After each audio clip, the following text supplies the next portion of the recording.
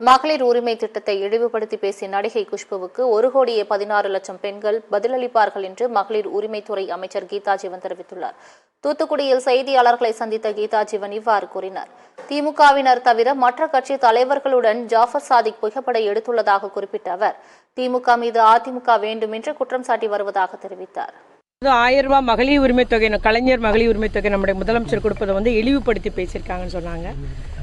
அந்த அம்மாவுக்கு தமிழ்நாட்டு மக்களுடைய பெண்களுடைய வாழ்க்கை நிலை வாழ்வாதாரம் அறியாமல் இருப்பது இந்த ஒரு ஸ்டேட்மெண்ட்லேருந்து நம்ம அறிய முடிகிறது. மட்டுமல்லாமல் அவர்களுடைய வாழ்க்கை முறை எப்படின்றது நமக்கு தெரியும் இல்லையா. பெரிய ஒரு பண வசதி படித்தவங்க, பெரிய நடிகை, அதனால் அவங்களுக்கு நிச்சயமாக இங்கே உள்ள ஏழை பெண்களுடைய வாழ்க்கை முறை தெரிஞ்சிருக்க வாய்ப்பு இல்லை.